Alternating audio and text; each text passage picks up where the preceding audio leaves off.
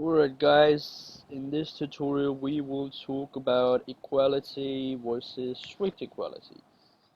As the above two equal signs are of equality, and we have seen it in one of the prior tutorials, and below the or is three equal signs, which is called strict equality.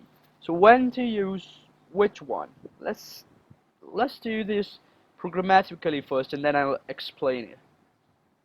So let's go into our console and clear the old stuff.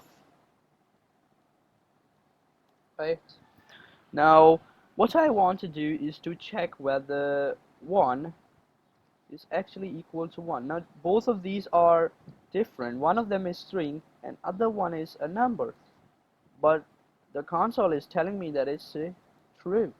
Why is it telling me that? Is it ignoring the type?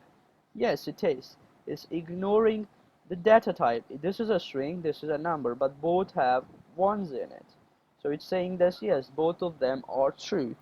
Now let's take another example. Is 0 equal to false? And as we have talked about booleans in one of the prior tutorials, I said it could have 0 or false, which means they are both kind of same, right? Or 1 or 2, which also mean they are kind of same. So is 0 equal to false? It's again saying true. But what if I do not want the type to be ignored? If it's a string, then I do not want it to return me a true in case they are not equal, right? So we will use a strictly type equality, which is using 3 equals. Now it's even considering the data type when comparing, right? Where this one, or our equality, did not consider the data type, it only considered the data.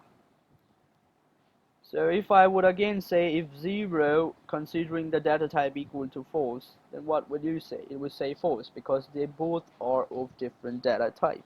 Guys, that's it for this tutorial. Let's meet in another one.